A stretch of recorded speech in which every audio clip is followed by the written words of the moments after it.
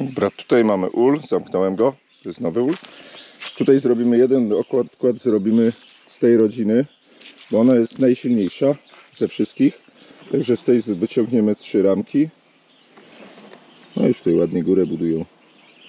Wyciągniemy 3 ramki, tak żeby była z młodym czerwiem. Nie wiem, czy będziemy szukać matki, zobaczymy jeszcze to. Nie głupio by było zostawić tutaj matkę, a dać im, żeby sobie tu zrobiły nową. Tylko że to wtedy będzie, albo po prostu weźmiemy razem z matką do nowego ula. Niech tam się rozwijają, a tutaj sobie zrobią nową. Zobaczymy jeszcze, jak to zrobimy. Bo jeżeli tutaj przełożymy do tego ula, 3 rameczki, to troszeczkę mało ich będzie, żeby sobie mogły zrobić jakąś dobrą matkę. Więc chyba lepiej będzie. A nie mamy możliwości zrobienia matki na dzień dzisiejszy.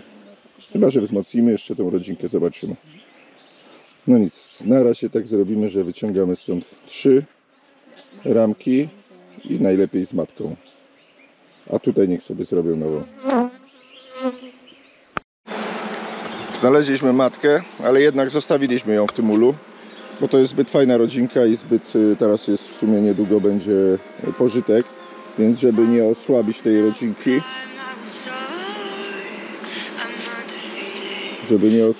rodzinki, to po prostu jednak zostawiamy matkę, a tutaj dołożymy, no i zrobią sobie ratunkową, może gdzieś się uda znaleźć jakąś cichej wymiany albo coś i podmienić, to zobaczymy jeszcze. Jeżeli znajdziemy gdzieś matecznik, to podłożymy, żeby było szybciej. A jednak tutaj zostawimy dlatego, żeby była mocniejsza. Bo to jest ładna rodzinka i szkoda ją osłabiać za bardzo. Któryś z tych uli też był jeszcze mocny. Nie ten chyba, chociaż ten też ma dużo ramek. Raz, 2, 3, 4, 5, 6, 7, tu jest 9. Któryś tutaj mieliśmy, ten był niedokarmiony, ten jest niedokarmiony. Z któregoś dołożymy jeszcze jedną rodzinkę, jedną tą rameczkę do tamtego, a drugi ul zrobimy z 2 uli po prostu. Po 2 ramki weźmiemy z rodziny. I z tego znaleźliśmy mateczkę, wyjęliśmy jedną ramkę. More. A water. Last time I did not put water. No. I take water. Ngon. Vôទឹកតិច. Spróbujemy przeglądnąć tutaj te 2 rodzinki. One miały mateczniki, więc zobaczymy, czy przypadkiem nie mają mateczników, które można by było wykorzystać do odkładów.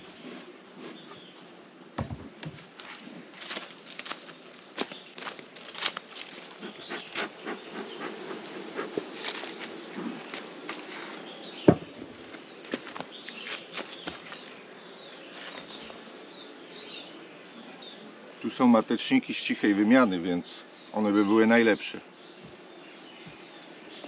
do wrzucenia do odkładu. Ale nie widzę. O, jest jeden, ale zabity. O, proszę. Widzicie? Czyli matka znalazła i niestety zgryzła z boku. Także tu się nie udało.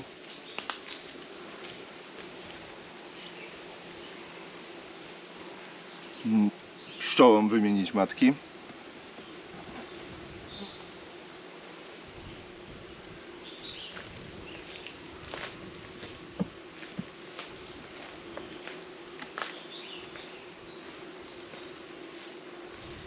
Tak przy cichej wymianie bardzo często jest, że matka, gdy znajdzie mateczniki, po prostu je zabija. Zagryza je. No, próbuje się jakoś ratować, nie? To też jest zawsze, jeżeli się widzi, że mateczniki są zgryzione, takie pojedyncze, to też właśnie oznacza, że może oznaczać, że to jest właśnie cicha wymiana. Czyli niestety nie ma tutaj mateczników żadnych. No, na razie pozwoliły pszczoły matce żyć. Niestety ona za dużo nie składa jajeczek. No nie, niedługo będzie etap taki tutaj przyjdzie, że będę chciał je nauczyć tutaj tworzenia własnych matek. No ale nie wszystko naraz.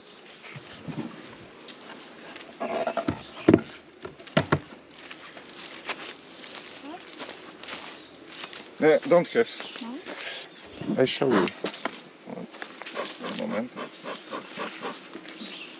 I was like this, but I don't remember which one was not right down. Okay.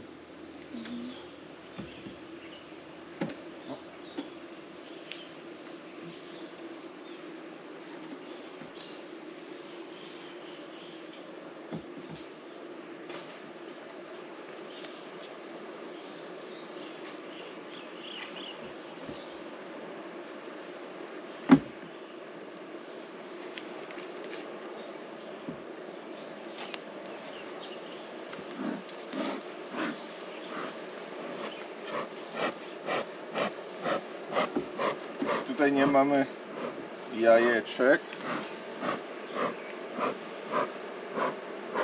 bo nie, a za to dużo miodu, bo tutaj matka była, myśmy zabili matkę, więc tu jest nowa matka prawdopodobnie.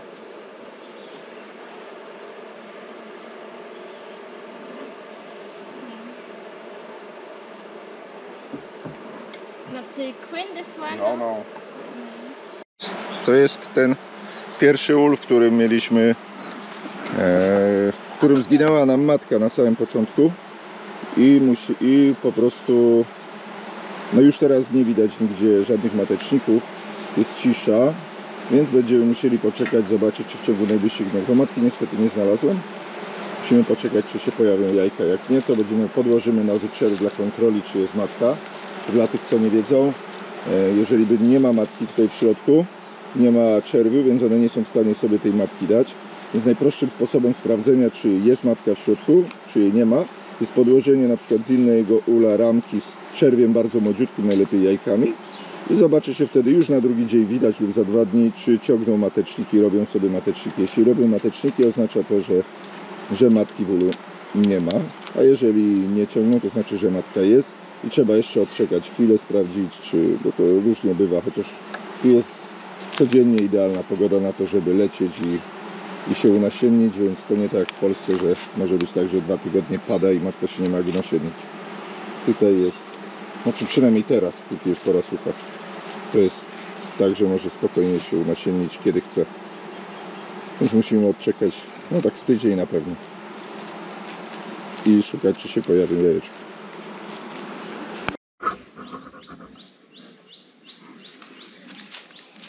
Tu mamy jedną silną rodzinkę, więc ją zrobimy z niej odkład.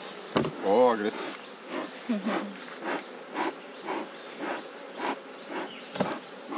Au. Po co to robić? I was open also this one. And then we close so fast.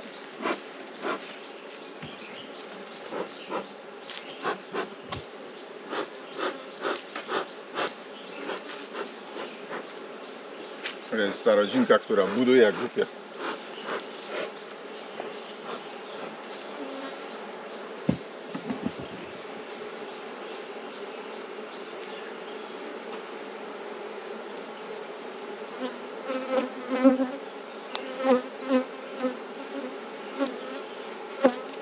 This we take queen. No.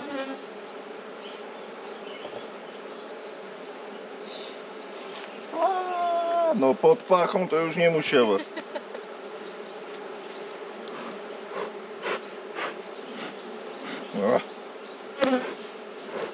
No co tak wbiła, że nie idzie wyjąć. Okej.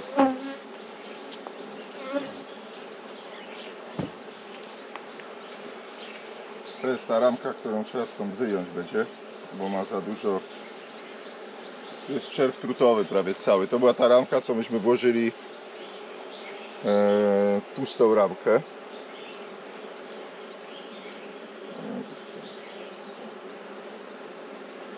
No kurde.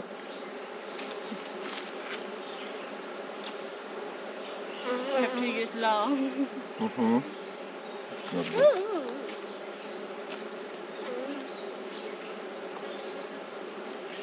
się trochę uspokoić, bo nie jest zbyt dobrze.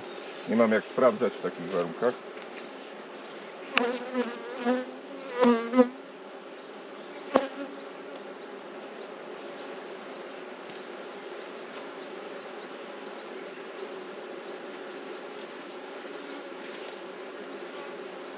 Próbujemy znaleźć królową.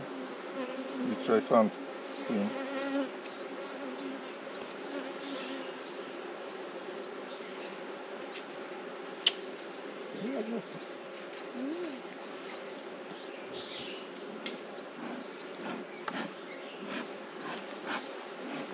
Mamy ramkę z młodym czerwiem.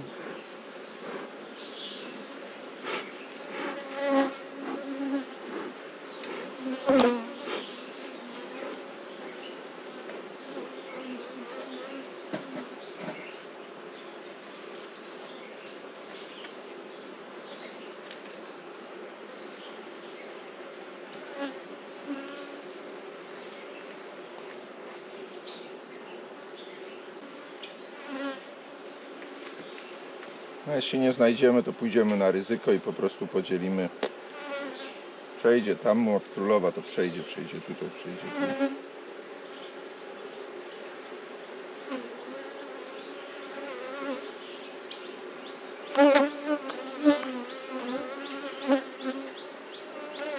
Na pewno jest i dobrze czerwi, bo jest bardzo dużo jajeczek, bo jest bardzo dużo nowych ramek, bo ta rodzinka strasznie dobrze buduje.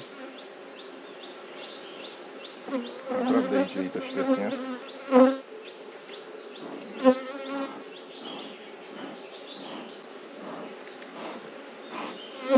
Mamy idealną ramkę z młodym czerwiem.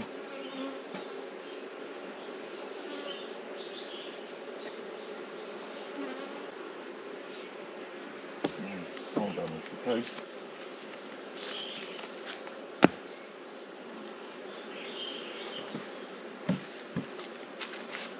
Ale się pobudziły. Co to za atak?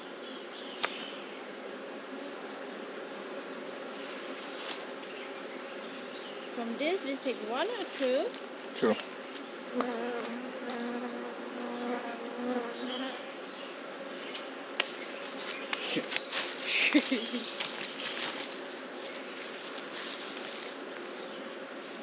So aggressive, this Take- one.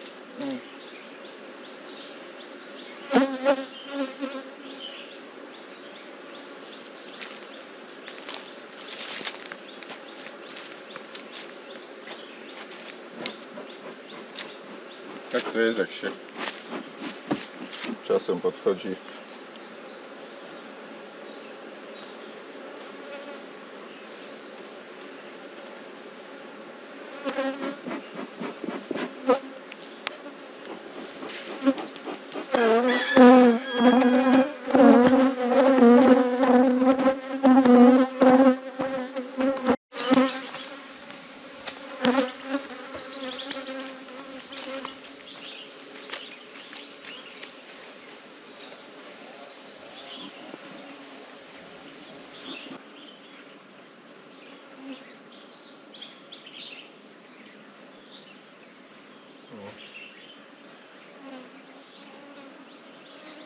One take this, white one the next.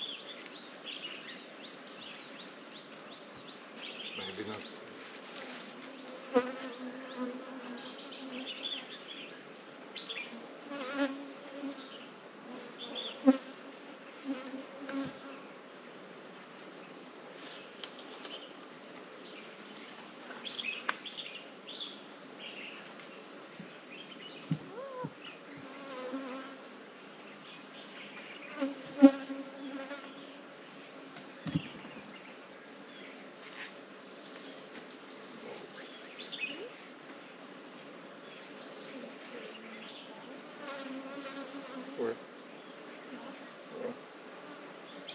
Queen cell, but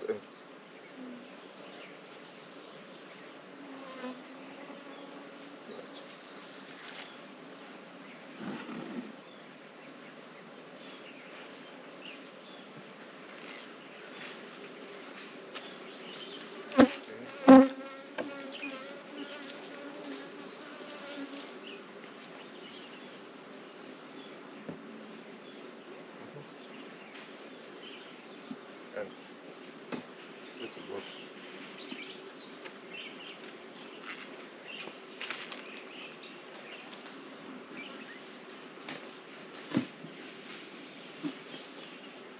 Ja nie wiem.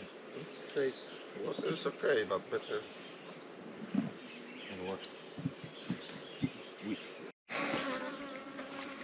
Dobra, to mamy dwie rodzinki nowe. Tu jest jedna, tam jest druga. Tamta została zrobiona z 3 ramek tego ula i jednej chyba tego. Ta zaś została zrobiona z 2 ramek tej rodzinki i po jednej ramce z tej i z tamtej. Niestety w tamtej ostatniej nie znaleźliśmy matki, więc nie wiem czy... Ale no na tej ramce nie powinna być, bo dość dobrze przeglądnięta była. Także nie ma źle. Jeszcze sprawdzimy tylko jak wygląda sytuacja z mrówkami. No i będę chciał jeszcze zajrzeć, jeszcze Wam pokażę w tym odcinku, zajrzeć do Apiscerany, co tam się u niej dzieje. Czy w ogóle żyje. Jeśli chodzi o pożytek, to tak średnio to wygląda. To znaczy ta rodzinka, która nie ma matki, ta, bo się nowa dopiero robi, to tam miodu jest dużo, no bo wiadomo, dużo pszczół jest w polu może być. No więc mrówek nie ma, także jest fajnie. No. Jest ok. Musimy wziąć z podstawki. Ten ul chyba nie domknąłem.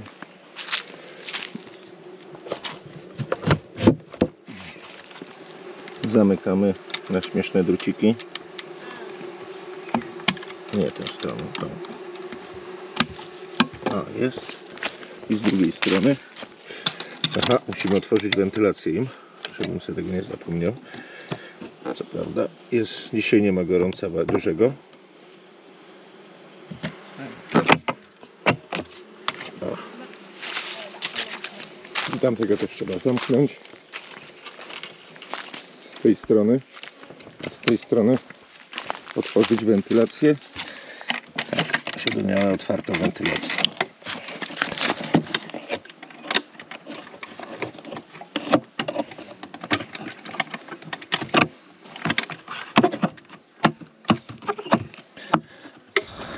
Średnio to działa. Czyli tak to wygląda. Rzucę jeszcze okiem do Apisceranki, co tam u niej. Bo się stęskniłem za nią. To jest moja ulubienica. W dodatku mamy drugą jeszcze do przeglądnięcia. Zobaczymy, nie wiem czy oni tutaj w ogóle dodawali pokarm, czy nie. Jest w ogóle? Jest. Jest. A ma się dobrze, czy nie ma się dobrze? Proszę. Tu na razie nie buduję nic. Tutaj. Ona się strasznie wiąże, tak jakby są powiązane. Tutaj coś jest tutaj podbudowana. Miodku troszkę nanosiły, czerwy nie widzę.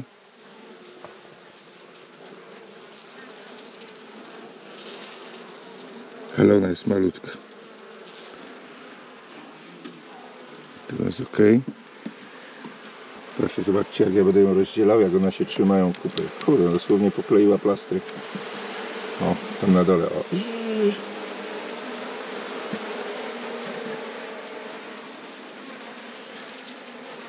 O, są jajeczka. Jest rewelacja. Znaczy matka działa. Robi swoje. Tu już jest w miarę powiązany plaster do górnej beleczki.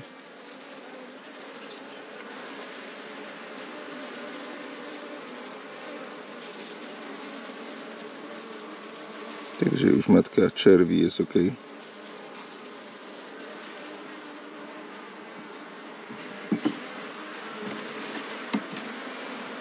Tu też się pokleiła dość mocno jedno z drugim. Możliwe, że za duże odległości są między ramkami, bo strasznie pokleiły. No, już się rozłościły dziewczyny.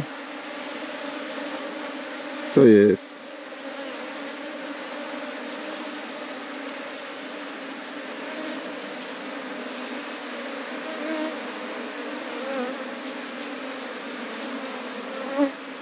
No dzieje się, coś się dzieje w tym ulu.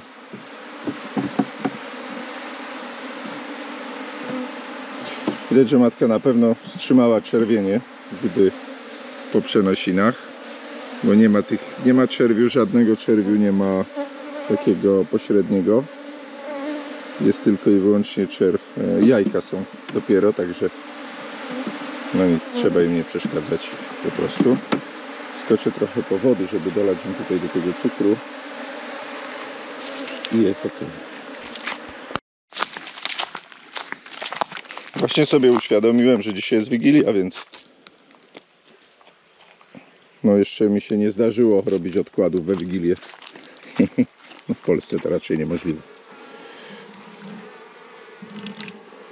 Trochę im nalejemy, niech mają tutaj z boku. Ok. I zamykamy. I jedziemy. No cóż. Wy macie święta u siebie. Piękne tradycje. Tutaj niestety w Kambodży nie ma czegoś takiego jak święta bożonarodzeniowe. Jakieś tam choinki, gwiazdki są, jakieś mikołajki w miastach, bo to się tak zlaicyzowały te święta. Ale na wsiach tak naprawdę nikt kompletnie tego nie obchodzi. Normalnie jutro wszyscy do pracy idą. Znaczy no, oprócz nas z Miszą robimy sobie wolne, bo nie będziemy chodzić do pracy w święta. Właśnie jeszcze muszę te stojaczki wziąć. Także tak to wygląda. Przewieźliśmy te pszczoły. Mamy je tutaj troszeczkę poniżej resortu. Tam jest basen, jakieś 30 metrów od basenu. No, zobaczymy. Troszeczkę są dzisiaj zdenerwowane, więc ja wolę już się ubrać. No bo rękę mam już tak porządloną, że musiałem nawet zdjąć rzemek, który mam na ręce miałem, bo zaczął ściskać mi już po prostu. No jednak 20 żądeł w jedno miejsce zawsze sprowadzi opuchliznę. Słuchajcie, muszę sobie zapiąć. Wiadomo, pszczoły są złe. Po takiej przewózce też nie ma się co dziwić.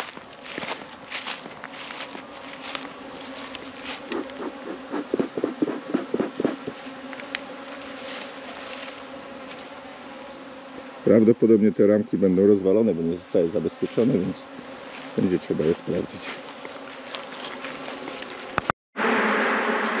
Mamy 4-ramkowy odkład, tak mniej więcej wygląda.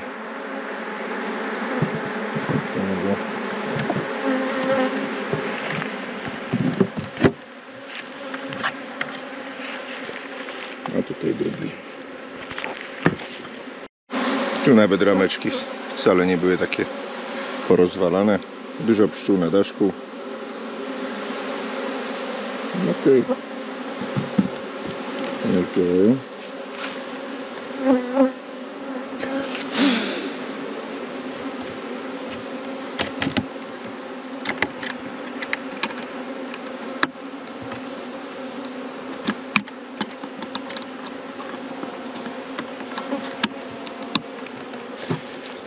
Może zamkniemy, żeby kogoś nie kusiło. Tu jednak jest miejsce publiczne.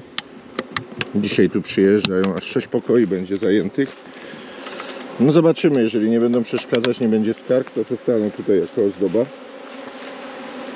A jeżeli będą, to za kilka dni wrócą na swoje miejsce. Mniej więcej tak to wygląda. Tutaj to niebieskie to jest basen. Tam jest resort, tam są pokoje. Do pokoi resortowych jest jakieś 80-90 metrów. Tutaj mają taką, to są chyba owoce nerkowca, ale nie jestem pewny. Trochę dzikich kwiatów tutaj jest. Teren w miarę.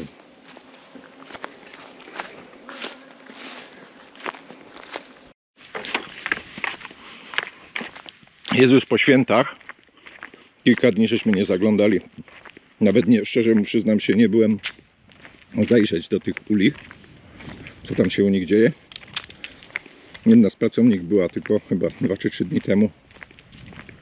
Wrzucić tam jedzenie jakieś, no bo to jednak odkłady potrzebują. No, w sumie to nie ma co zaglądać. Za kilka dni zobaczyć tylko, czy te mateczniki jakieś się wytworzyły.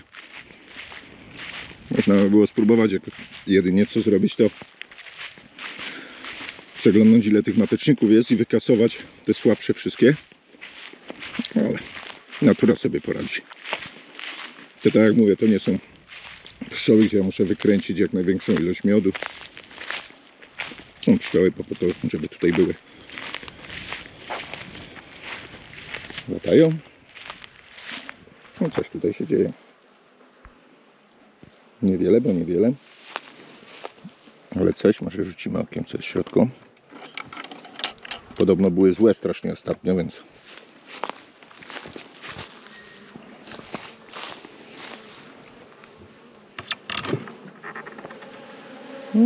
Jest ok. Nawet mają jeszcze cukier.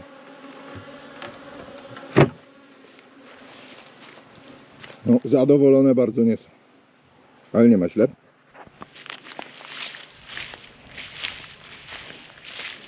Tyle wiemy, że są w środku. Ale dość nawet spokojnie. Więc prawdopodobnie mateczniki są zrobione. Zobaczę, próbuję to chyba jutro przeglądnąć te rodzinki. No. Działają. Nie ma co im na razie przeszkadzać. Mają całkiem fajne miejsce. Basen, co prawda z chlorowaną wodą, ale nie widziałem na szczęście, żeby tam latały. Ale tam jest jakiś potok, na pewno też był, widziałem. No cóż, na razie one tutaj zostaną. Już można by było je przewieźć na pasieczysko, jeżeli byśmy chcieli. Ale wczoraj i dzisiaj była duża liczba gości. Prawie wszystkie te domki były zajęte. Tu było pewnie z 50 osób, jak nie więcej. Pełno dzieci bawiły się, kąpały. Nie było żadnej skargi, że jakaś pszczoła lata czy coś, więc prawdopodobnie dostaną jako taki ozdoba trochę częściowo. Myślałem, żeby tutaj wziąć jakieś dzieci czy coś. Tutaj pracownicy niektórzy mają pomalować to, albo sami byśmy pomalowali te ule w jakieś kwiatki, żeby to tak ładnie wyglądało. Był to pomysł, ale się nie zrealizował. Po prostu nie zdążyłem przywieźć wcześniej tych uli, żeby je dostawić. No nic, przeglądniemy to. Może jeszcze. Dzisiaj nie, może jutro przeglądnę te rodzinki, zobaczymy, jak wyglądają te odkłady.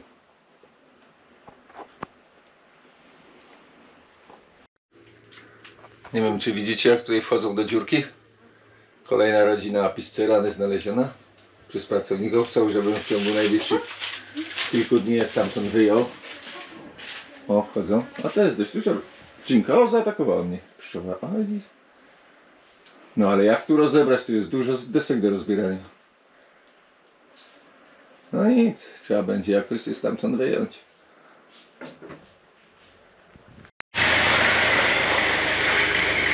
Resort, w którym goszczę, nazywa się Ratanakiri Paradise. Taki resort, który tam posiada około 20 paru pokoi.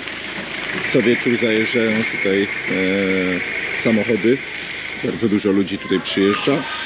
No, przez pandemię było przez chwilę zamknięte, ale teraz nagle to ożyło i coraz więcej jest gości. My tutaj mieszkamy w takich pokojach bardziej dla pracowników. Tak, tutaj chłopcy przynoszą jedzenie. Można sobie zamówić kolację. Normalnie kuchnia działa. Bar działa. Bar zaprojektowany przez Polaka. Zbudowany przez Polaka.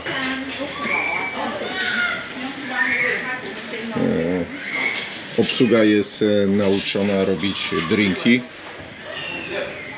Naprawdę fajne drinki robią. Jedzenie też jest takie w miarę europejskie. Nawet jest karta dań tutaj. Można sobie wybrać. Nie tylko alkohole.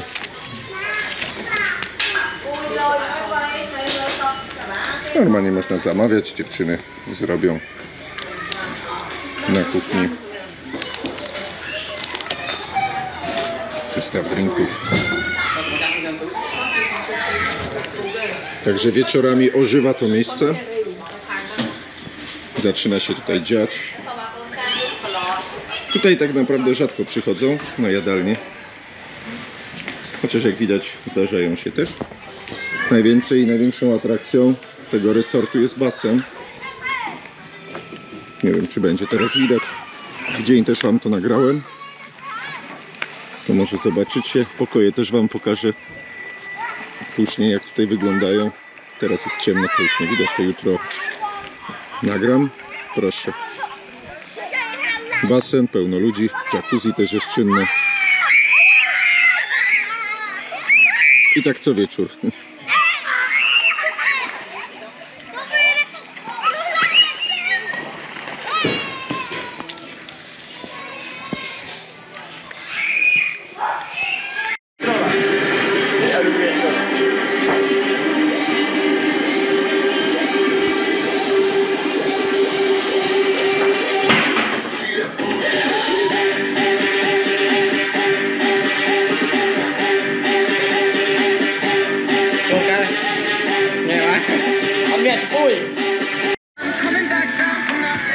Dziś impreza Sylwester, więc dlatego przygotowywany jest posiłek tutaj dla pracowników, dla wszystkich. Bardziej takie kmerskie jedzenie. Podobno jest też trzcina tutaj, ale mam nadzieję, że na nią nie natrafię. Proszę, krewetki, drinki zrobione jakieś.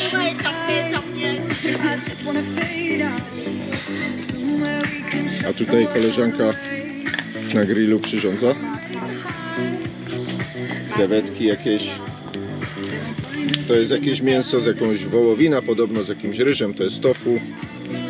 Takiego grilla można sobie tutaj wynająć i oczywiście przyrządzać coś na nim. Jest kilka grilli. Wieczorami tutaj klienci balują, imprezują w basenie. Dużo zamawiają z kuchni. Można też zamówić sobie śniadanie, jak teraz widać. Tutaj siedzą klienci, zamówili sobie śniadanie w kuchni.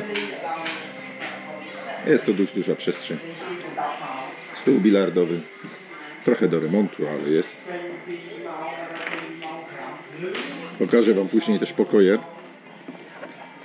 Mniej więcej jak to tutaj wygląda.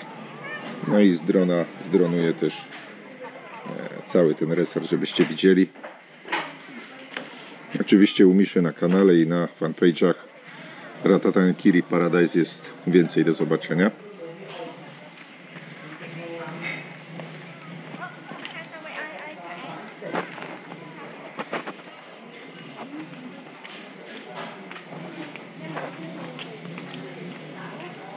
Muszę przyznać, że odkąd tutaj jestem, nie było jeszcze dnia, żeby było za zimno, żeby wejść do wody.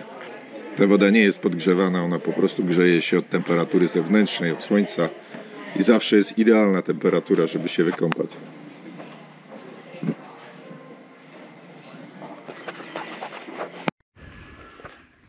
Cały ten resort, hotel Ratatouille Paradise. Jest to taki zespół budynków. 4 takie budynki to są budynki z pokojami.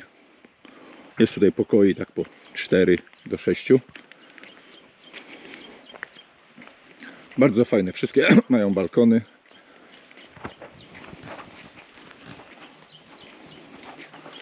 Część tutaj tych dolnych zwłaszcza jest z pięknym widokiem na wzgórza tam, basen. Jest też jacuzzi, które pochwalić się muszę, uruchomiłem po... Pokoje mniej więcej tak wyglądają. Są ładnie przygotowane. Pracownicy dbają, żeby było czysto. Wiatraki, one się przydają bardzo dobrze, bo czasem tutaj się pojawiają komary lub coś. Włącza się taki wiatrak, który tutaj dmucha na te łóżka. No i dużo lepiej się śpi z wiatrakiem. Na tarasach są właśnie takie hamaki, leżanki różne. Moskitiery są w oknach. O, w tym nie ma. To wyjątkowo widzę pierwszy pokój, który nie ma. Tak jak mówię, klimatyzatory. No jak to w pokojach hotelowych czy resortowych. Zawsze jest jakaś herbatka i tak dalej. Oczywiście na śniadanie można zamówić sobie w tym dużym takim holu. gdzie jest cała jadalnia oraz taki dzienny pokój, tam jest Wi-Fi. Można sobie zamówić z karty danie różne potrawy. Drinki tak samo są serwowane. Wszyscy to byli uczeni przez Polaków. Polacy uczyli właśnie tych Kmerów tutaj, jak obsługiwać, jak robić drinki. Jedzenie bardzo często jest takie europejskie bardziej. Są nawet hamburgery. Dzisiaj nawet były, jacyś tam Kmerzy sobie zamówili hamburgery, były całkiem dobre. Proszę, kolejny pokój. Wszystko zrobione z tego drzewa bardzo twardego.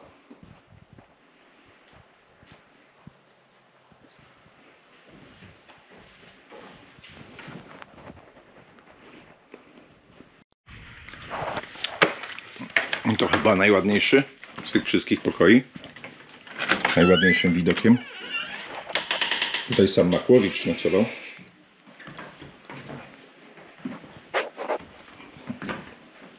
Pokoiki są właśnie klimatyczne. Dużo drewna. Cały dach tutaj jest do sufitu. Znaczy nie ma sufitu, tylko jest po prostu dach.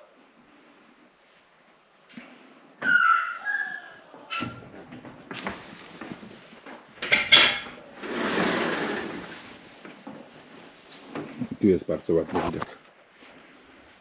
Basen oraz wzgórza.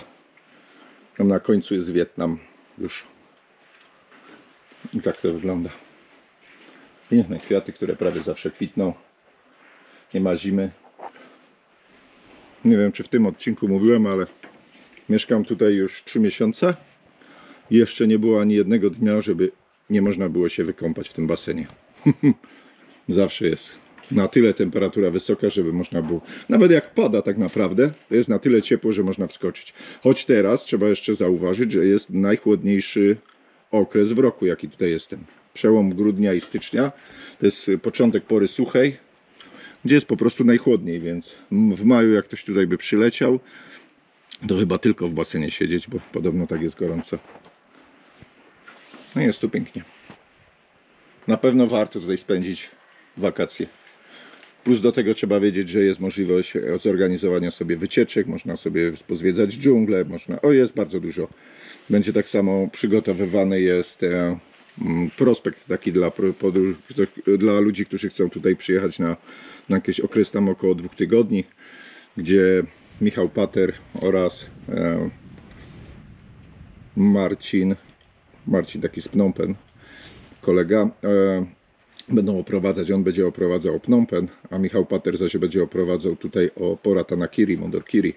Pokazywał tutejsze rejony, dzikie miejsca, opowiadał trochę historii o Kambodży, o Khmerach.